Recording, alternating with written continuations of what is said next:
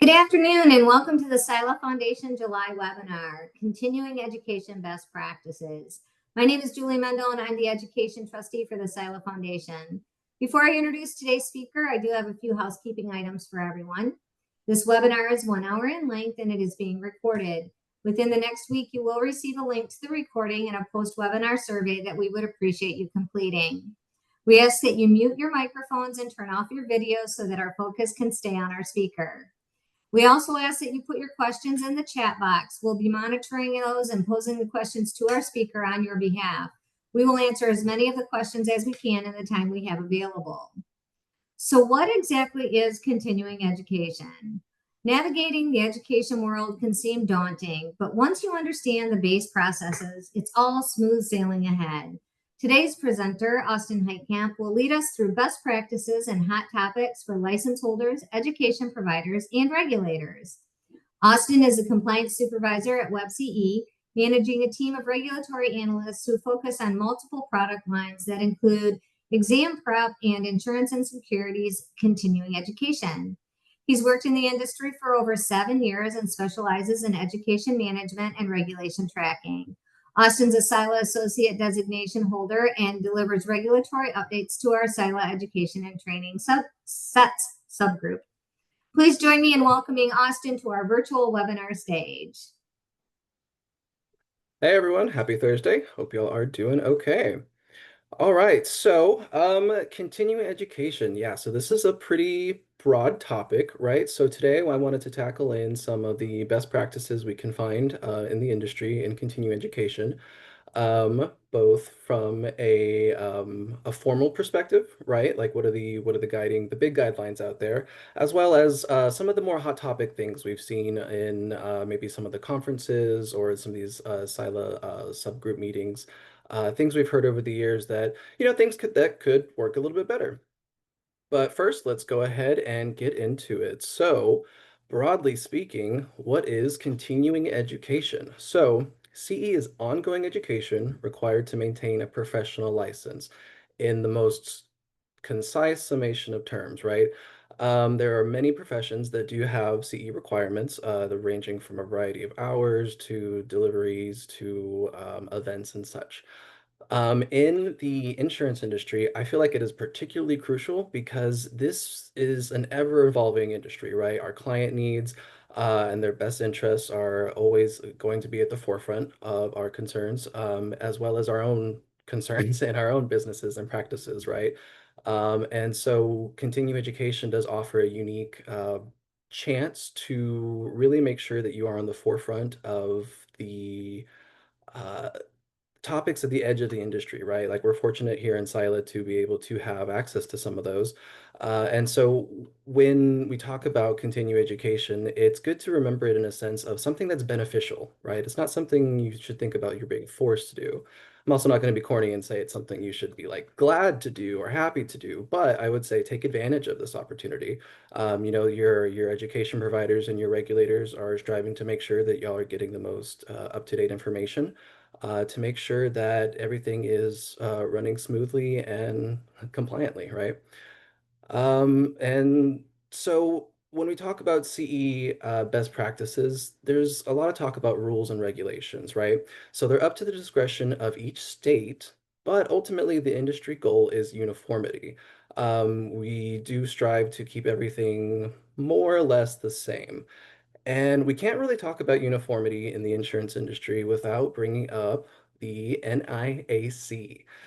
So the National Association of Insurance Commissioners has helped push uniformity by establishing standardized best practices since its inception in 1871. So for the last 150 plus years, they've pretty much had their hands in all aspects of the industry, right? They strive to be the standard setters for, I would say, nearly virtually every aspect of the industry, and insurance industry has had some influence, excuse me, by the NAIC at some point.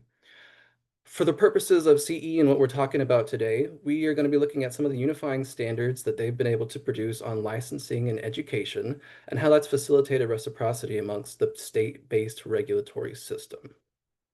So how can the NAIC enact all of this change, right? How can they have such influence? Well, a lot of this has to do with legal processes. So we can't talk about, well, I guess let's take that back. There have been, excuse me, since 1871, hundreds of acts, bills, legislations, things that have gone through to affect the industry that we work in, right? I'm going to be focusing on three here that really paved the way for CE and some of the standards that you see and experience today.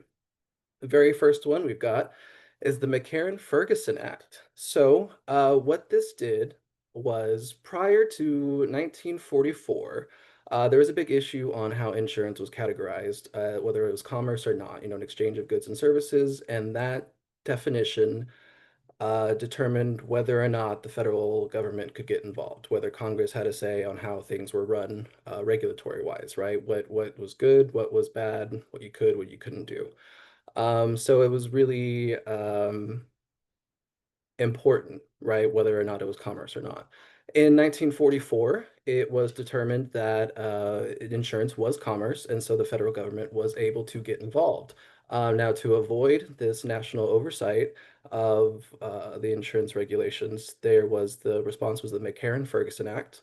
In 1945, this established the state-based regulatory system. So it secured the authority back to the regulators, took it out of the national hold, and give everyone, all their states, the ability to pass rules and regulations as they see fit for the insurance industry in their states. So everything seemed good and great, and well, over the next 50 years, when you've got 50 plus jurisdictions doing things their own way for 50 plus years, there's going to be a lot of chaos, essentially, right?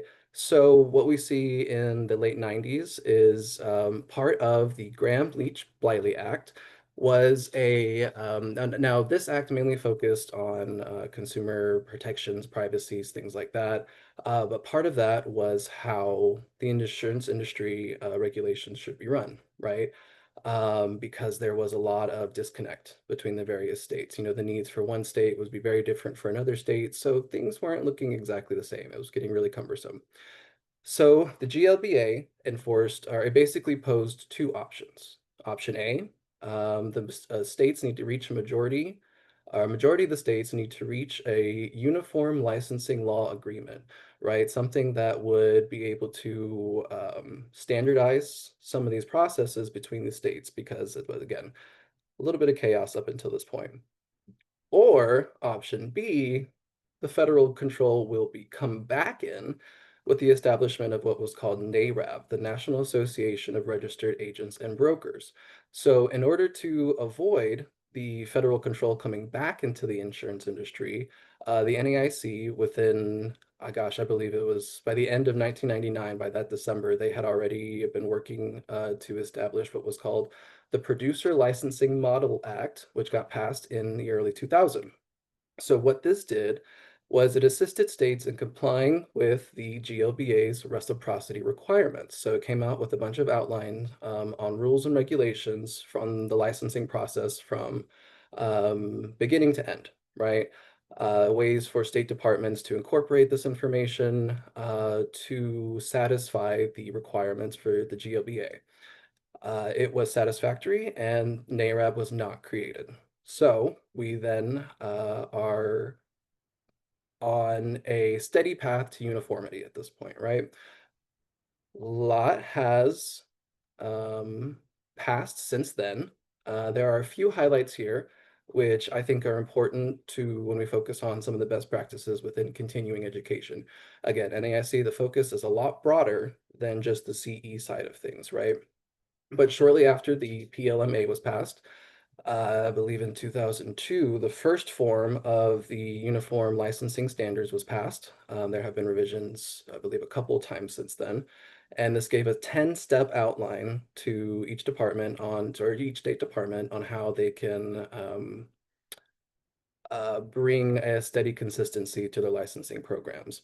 So that was going over the licensing qualification standards, pre-licensing education requirements, integrity and personal background checks, applications for licensure, the appointment process, continuing education requirements, limited lines, surplus lines, commercial lines, multi-state exemption, and commission sharing. Each of those goes pretty in depth on ways to incorporate some of these different standards and concepts and ideas just to make sure, again, everything is playing equally amongst the states. One way that when we look at the continuing education requirements within the Uniform Licensing Standards, they refer to the Continuing Education Reciprocity Act. So this was another guideline established by the NAIC that made it a little bit easier for education providers and regulators to ensure that their content that they were getting and delivering was good, was the same, and was accurate, right? What this did was it establishes a home state for CE providers so that they can essentially have their home state do what's called a substantive review on these courses, the education materials. And again, can be classroom, self-study, webinar, what have you. But to make sure that this review would incorporate all of the relevant topics, all of the relevant guidelines and everything to make sure that if one state did it and they said it was good, then any other state who had also signed on with this reciprocity, which we'll go show here in a little bit, would agree to say that this satisfies their review as well, so that they didn't also have to do a substantive review.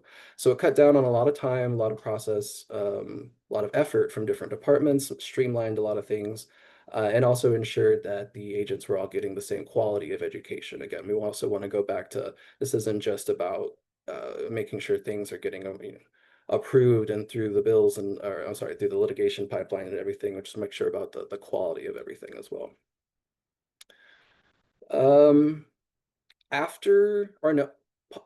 Part of the continuing education reciprocity is certain guidelines that have been established multiple times since then.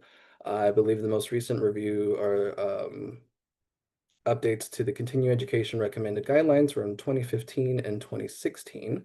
And what these do is, in conjunction with the continuing education reciprocity states, I'm sorry, the recognition there, these outline reasonable requirements for online, classroom, and webinar CE courses, includes recommendations on approvable material, final exams, proctors, credit hour determinations, security, all that fun stuff. So essentially just kind of guides delivery rules and approvable topics, more or less how these courses should ideally be running in these different states. And when we talk about reciprocity, we want to make sure that everything is the same. That's how you achieve the reciprocity, is just to make sure that all guidelines are being followed there. Now, these three really go hand in hand. The uniform licensing standards, I'd say, is more best practices, is relevant to our license holders, right? The departments of insurance and our license holders are really going to be the ones benefiting from these here. These second two, the continuing education reciprocity and continuing education recommended guidelines, really going to be best practices for the education providers as well as the regulators. And that goes beyond just state regulators at that point as well. When we do say regulators, we're also referring to some of these third-party exam vendors that may handle CE course approval, reporting, all that kind of fun stuff. All right, so when we look at this a little closer, there, the ULS on CE. So when we look specifically at the items on the CE side, there are these 10 different categories here where they highlight the uniform standards for departments that they could follow. Now, again, when we say these best practices, these are all recommendations. These are all guidelines. These are all things for state departments to be able to take back to adopt within their own rules, regulations, legislation, etc. This is all just to be promoted from the side, right? So a lot of states have followed these outlines and these recommendations on the licensing standards. And again, there's always going to be an exception to the rule, right? But it is good to know that these exist out there. So in just a brief overview here. So the establishment of the 24 hours of CE with 3 of ethics. If you've ever wondered where that came from, that comes straight from the Uniform Licensing Standards Guide. It goes on to cover how often CE should be due, for what lines, subject area requirements, which we'll talk about here in a little bit as well. Repetition, study method, verifications, waivers, exemptions, course approvals, standards, and processes, as well as advertising of CE programs. So the big ones here as it pertains to us that I would like to go over is the course approval standards and processes one, because a lot of the, again, I keep saying it, but a lot of the goal of the best practices is to hit on reciprocity, making sure that everything's the same across or more or less the same, across the lines and across the products there. So when we talk about CER, there have been two major versions that the NAIC has put out over the years. The first one in 2004, which is the one that came right after the ULS, and then an updated one in 2019. So the updated one in 2019 included more information on substantive reviews for the home states, as well as new considerations for online technology in an up-and-coming changing world.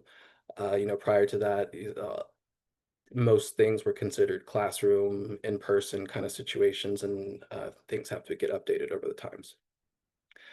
So earlier when I mentioned the continuing education requirement guidelines, the states that have agreed to the 2019 CER agreement more or less follow the CE recommended guidelines. So I cannot recommend that enough. Well, recommend for providers and for regulators. A lot of them, if a lot of regulators have incorporated these into their legislation, and some of them may just hold on to them as, again, more or less guidelines, right? But I do feel strongly that they're good, they're accurate, and I like that they are out there and available for everyone.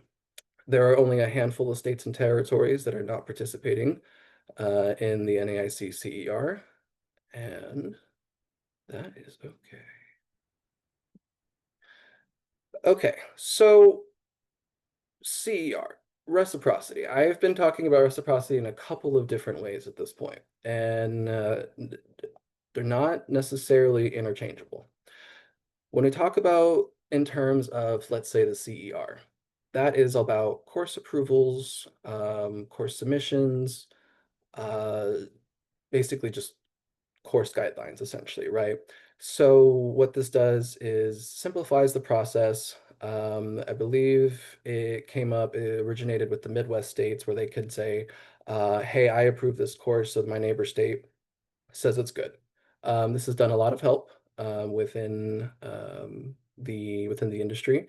So this is definitely a really good best practice here for the other states to take as well. All right. And then the second use of reciprocity, which I've kind of mentioned more in the beginning, is non-resident licensing.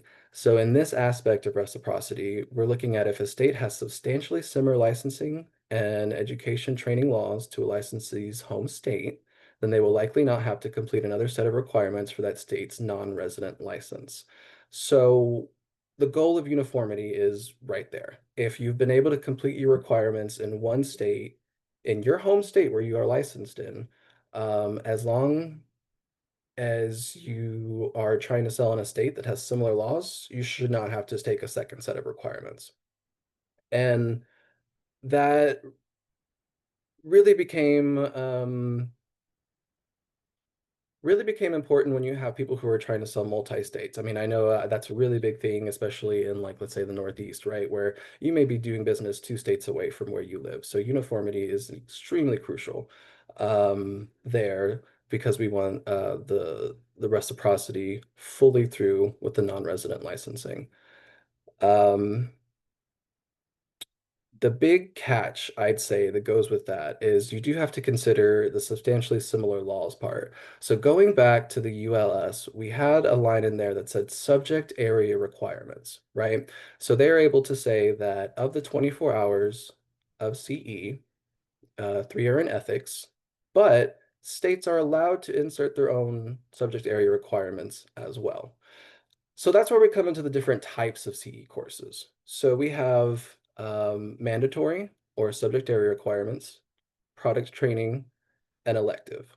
Now, these categories are really important for reciprocity because this is going to determine whether or not your education counts in one state versus another in some scenarios.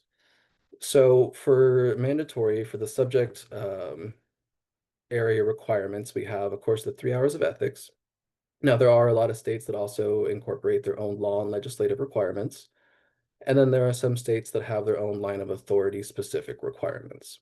So these are going to be states, or I'm sorry, situations where, let's say, a PNC producer needs to have flood credit in order to renew for their course. Maybe they don't sell flood, but they need to be able to have flood in order to renew for their requirements.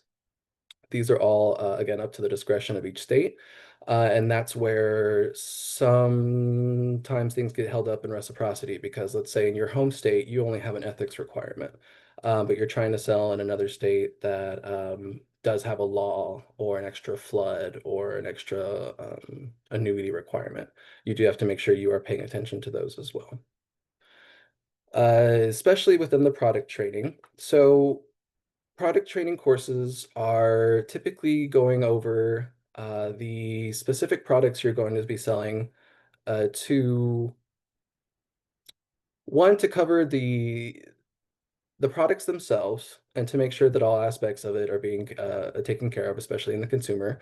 As we've seen, these are being updated frequently. From the last one we saw was annuities, just from the regular suitability to annuity suitability and best interest. Um, these product training updates are coming through to make sure that the consumers are being protected, but they are also there mostly in uniformity, I will say. Um, Annuities can be a little tricky. You do have to make sure that what you are selling in one state is relevant to what you're selling in another state. Some states may have different requirements there. I will say product training is probably the area where we do see the least amount of uniformity, but it's not to say it's not there. You just have to be careful with where you're looking at and verifying that all the information you have is accurate. And then after that, it's just pretty much whatever you want. I know elective is not necessarily a term that's really prevalent in there. We kind of see more just general CE hours. Um, this is where I do, going back to the beginning, do recommend, do stuff that interests you, do stuff that is relevant to your practice and your consumers. That makes all the better use of your time. Okay, so on the better use of time, all I'd say these three, when we talk about best practices, these are the main three bodies we'd like to talk about there because when one is working well, they all work well, right? So when we see best practices within the industry as a whole, that's great and all, but are we actually following those, right? So beyond the formal practices that have been set up by the NAIC, uh, some of the things we've heard in some of the maybe conferences or any of the subgroup meetings and things we have is that there are, various ways to improve interactions between all of these parties here because it's only going to run as smoothly as we can help each other, right? So some of the things we've seen and heard first for licensees. So some of the best practices we've seen is know what the requirements are for your specific licenses. Now that is usually a lot easier said than done, right? There are so many different combinations of licenses, products, states, resident versus non-resident. That is a very tricky, or can be a very tricky world to navigate. To that, I say there are numerous industry resources available to help identify where your needs may be. SILA alone is an extremely helpful source to compiling or centralizing and compiling a bunch of information which can help guide you in the right direction, as well as NAIC, NIPR, a lot of things out there. But I also want to point out, don't be afraid to talk to your own state department of insurance or even your education provider, wherever you're getting your CE from. They should be able to help guide you as far as what you need, when it needs to be done. Excuse me, what you need, when it needs to be done, and how to hopefully do it in a quick and an efficient way. Um, but without being super quick. So the next one is going to be on timing, right? So one thing we kind of hear a lot is requirements are trying to be met at the last minute, right? I will definitely advise against trying to complete all 24 hours of your CE a day before you renew. In many situations, you won't even be able to renew in that case. Several states have taken into their rules and regulations to, certain safe holds and fail safes to make sure that you aren't necessarily cheating the system. We don't want to say cheating the system, but 24 hours of courses in one day is a little unreasonable. And so we just want to make sure that things are being done in a timely manner, just to make sure licensees are given enough time to complete their courses, right? In a recommended, let's say maybe 8 hours a day. That's at least 3 days of study time and preparation for your various final exams, if you have proctors, all of that to consider going into the completion of the courses. Um, After you complete your course, though, your providers need time to report those course rosters. Sometimes it may take a couple of days, it may not be instantaneous. People do things differently. You have to be able to give time for your education provider to accurately submit the information to the relevant parties, various regulators there. And then the regulators themselves need time to process the applications, right? The payments, the various background checks, all of that information takes time to gather and go through and verify.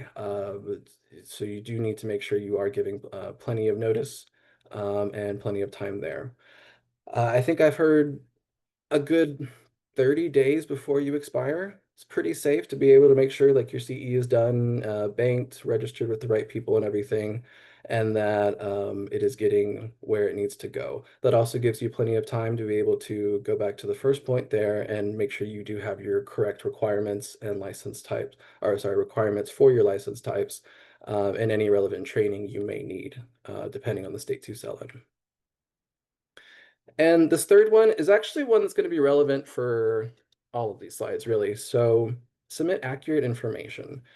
So inaccurate information really just delays the process at every step. If let's say you miskey your license number with your education provider, that can hold up your course completions, your reportings and everything, which then holds them up being able to give it to the regulator, which then holds the regulator up with being able to process your information. Or one that's come up a lot is background checks. Be honest with what's been going on, what you've got going on, because as the states will say, they will find out. It will always come up, it'll always come back, and then that's just going to cause more delay either in your application processing, or with the departments trying to track you down, right? So a lot of this really comes down to, I'd say most of these bullet points really just come down to just making sure things are accurate, right? I mean, things are on time and done right the first time. And that actually plays into some of these best practices for providers. So, talking about things being done correctly and things being done on time, relevant here as well. Very first point we've heard a lot, ensure anything submitted to regulators is complete. So big one I've seen from other sources as well is course application packets must contain all requested forms and documents, as well as no missing signatures. So again, everything complete and checked off, right? I know several states, some are nice and will tell you, hey, you've got missing information. Some have taken a firmer stance recently, be in that it'll be an immediate denial, right? All of that is at the loss of the education provider. So to all providers out there, just make sure you are submitting things accurately and completely the first time. And then also again, when we say regulators, we're also talking, not just the states, but to some of our other third-party vendors that do our course approvals, like Pearson, Prometric, PSI. They all have their own requirements, and so even though even though there is uniformity and some reciprocity there, we do just have to make sure it is all still accurate. One of the biggest ones for providers specifically is make sure you are meeting all of your responsibilities, not just to the licensees, but also to the regulators in a timely manner. One of the top ones for sure is the course completion rosters, making sure the providers, y'all are giving those to the different regulators, the different banking services quickly and efficiently. I have seen that in the NAIC best practices standards for the state handbook, it is recommended that states do this electronically now. I'm not sure if there are any schools out there still doing paper, but if you are, we do recommend moving to electronic. It does help everyone involved in the process. One of the other ones is complying with audit requests. So part of the NAIC guidelines is actually just to routinely audit your CE providers just to make sure that things are being done compliantly, whether that be the course material that was approved or the course delivery requirements, exam requirements, security, any and all of it. There have been more moves to make sure that audit requests are being sent out uniformly. I believe that there has been some working. I may be misquoting something, but I believe there's a working group on with getting uniform audit questions and responses from states together on what they're exactly looking for providers when they send that out. So just for providers, when you receive audit requests, if obviously if they are valid, please make sure you are complying and that you are meeting the deadlines within. And presenting accurate information. As I said, accuracy is a big thing that's going to be hitting all of these here. As CE providers, most of the time, they are the liaison between the licensees and the various state departments, right? So they would need to be sure that the information that they are given, or I'm sorry, that they are giving and being given is accurate. So if an education provider is telling a licensee the wrong information, that's going to delay potentially renewals. That's going to be license expirations. There's so many things that can go wrong there, right? So you need to be sure that you're getting the right information that is verified with the various states. And the information you are displaying about states should be up to date and accurate as well. So within the education side, I know there have been let's say, movement on CE services. So let's say the states transition from SBS to CERTCON or vice versa, being sure that you have that accurate information up so that licensees are being directed to the correct place. Okay. And then some best practices for regulators. So one thing we do hear a lot is responding to communications in a timely manner. I think this can also go for all parties involved, but really delays in communication here can lead to some serious problems here. Let's say if there's only one licensing coordinator involved in a state and they're out, and their out of office doesn't direct to any other service or isn't forwarded to anywhere else, that could leave licensees or providers in hot water for the entire time that that person's out. I'm not saying that happens frequently or anything, but that is situations we have seen in the past. Um, And it's just really, again, a best practice that, again, everyone can take into consideration there, that responding to communications is probably one of the number one things you can do in this industry. One I've heard from licensees and providers as well is allow time to implement new or updated requirements. So knowing full well that not every department have a say in the legislation processes or what passes on that side of the house from their department. If so, if possible, grace periods are wonderful. We love grace periods. If we can build those in for any sort of required training, products, the things that are coming out, any new, let's say, line specific things, any new mandatory subject trainings, grace periods are wonderful and gives everyone time to catch up, right? And make sure your licensees aren't racing to get training done, which may cause them to do it inaccurately, which may cause them they may not even pay attention at that point. Um, and it also, let's say if it involves CE providers, right, it does prevent then a big bottleneck at their department if, let's say, it's a new product training course, let's say it's a new annuity requirement, and everyone has to submit all their courses all at once as soon as that bill's passed because there was no grace period. It kind of gets stressful for everyone involved. So that is one ideal would love to see. Establish more grace periods if at all possible. Kind of going with that is bulletins or other guides to clarify any new processes. That is instrumental in helping not only licensees, but CE providers alike, especially on the department websites or anything like that. It'd be just some guidelines to kind of help air or clear the air, clear the mystery on various aspects. So, coming out with saying new training is going to be required on this date.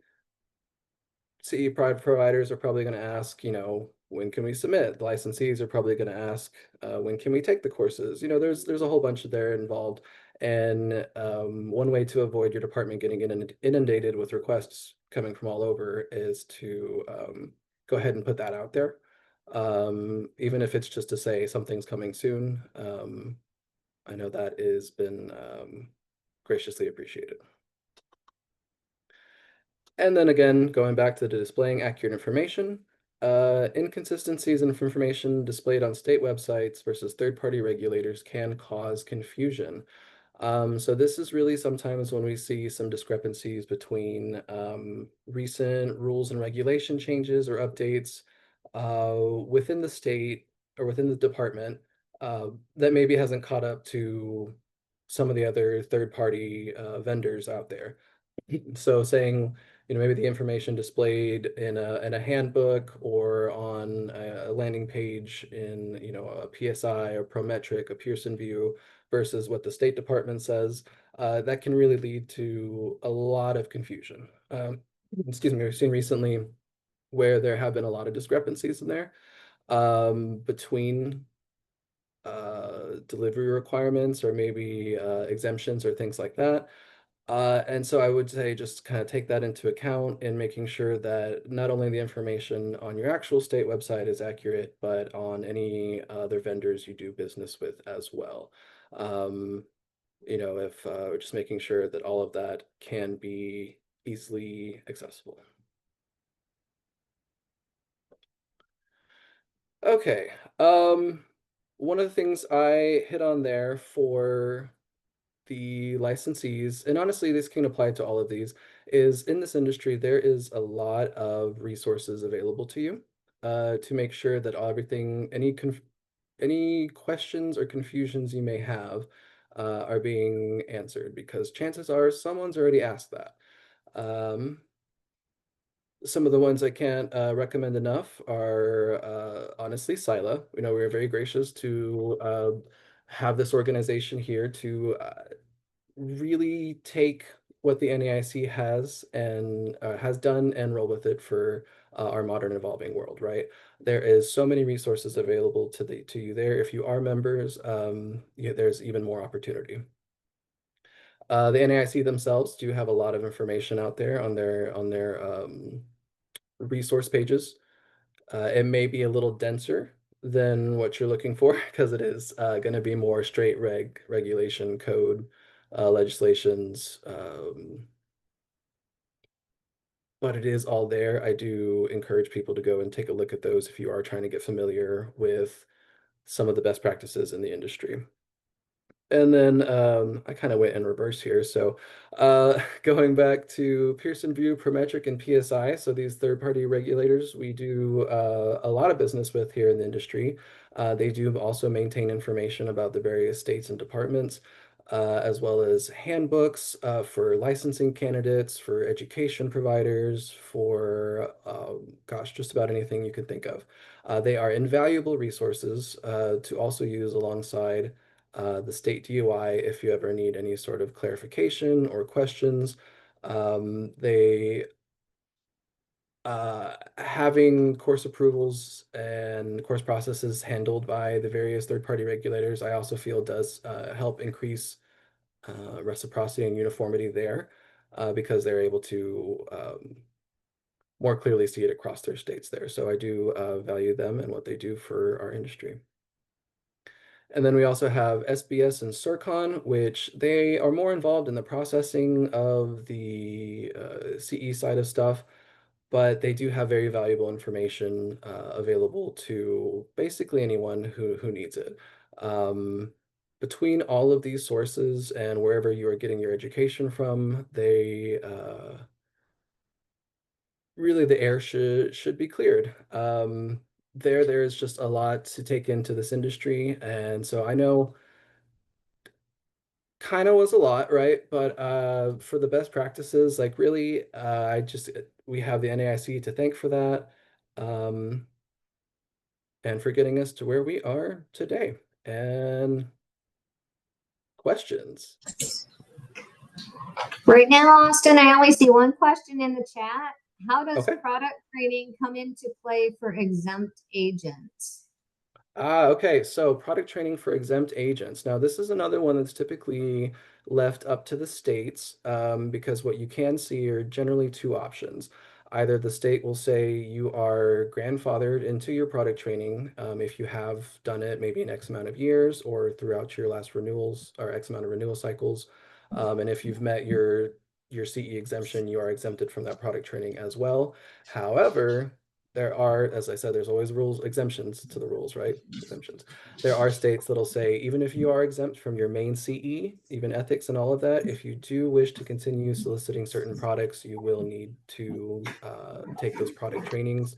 And again, that can also differ whether it's just initial or if it needs to be an ongoing each renewal cycle. I'd say for the most part, I think what we see is that exemptions do not cover product training. But again, that's a very broad general statement. I would recommend checking in with your individual state.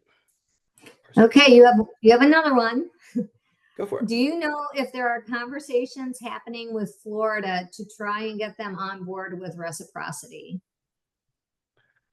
I personally could not speak to that. I hope so. I think that would be good, but I cannot say for sure if Florida does plan to join the CER or not. If we have anyone from Florida on the call, if they'd like to chime in, you're more than welcome. I would be interested to know that as well, honestly.